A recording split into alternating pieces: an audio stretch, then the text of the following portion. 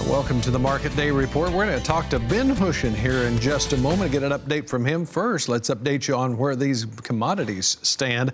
Corn is actually starting the day off higher here. December corn up 1.5, March corn up 1 1/4, 383 1/4. May corn is up 1 at 390 1/4. Over in the soybean market, the January is up 4 3/4 at 910 1/2. March beans up 4 3/4, 922 1/2. Even May soybeans are up 4 3/4 cents, and the further out you go, the higher the numbers get. March Chicago wheat down 2, new crop July wheat down 2 3/4 at 531. March Kansas City wheat down 5 3/4 at $5.75. July KC wheat down 6 1/4. March Minneapolis wheat down 2 3/4, 579 3/4. July down 2 1/4 at 591 1.5. March cotton down 7 now at 79.88. July cotton up 6 at 82.09. Yeah, I mentioned we were going to visit with Ben Hushon. Let's do that. He is with the mill in Whitehall, Maryland, and he joins us now. And hey, it's good to talk to you today, Ben. First of all, harvest all wrapped up. What was the weather like going into the final days? Good morning, John.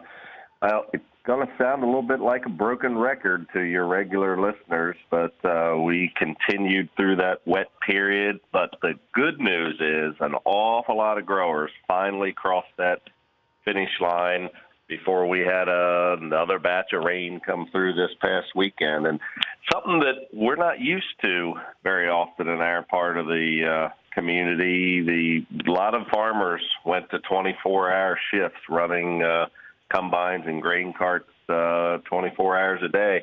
And I'm sure the folks in the Midwest chuckle and say, golly, we do that all the time. But in the East, with all those houses, it is not very popular when you roll in behind somebody's house at 2 in the morning with grain carts and tractor trailers. So it's not a common practice, but it got quite a few growers across the finish line in the last 4 or 5 days. So, Ben, how do you think the corn turned out? A little better attitude. Sure. How do you think the corn turned out? Well, we've started to sit down with some growers. They've started to share some data with us, and pretty consistent. We learned that either too much rain or not enough sunshine, or the combination of the two, absolutely has a negative impact. Pretty typically, we're hearing folks say 15 to 20% below the yields of the last couple of years. So, John, we're talking 40, 50 bushel. I had a grower call me yesterday, and he said, give you a little impact. We're done.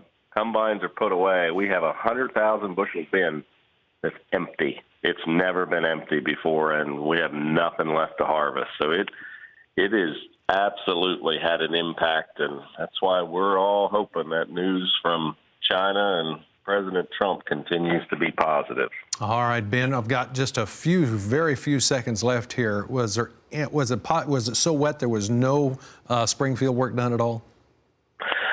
We got started late and then had a break. But, John, we went from July 21st through till at some point in October before we had 2 days of sunshine in a row. Wow. And I don't mean it rained every day. We just didn't get sunshine. So we had pollination issues. We had corn sprouting on the ear. We had soybeans rot in the field and have to get rotary mowed rather than harvested.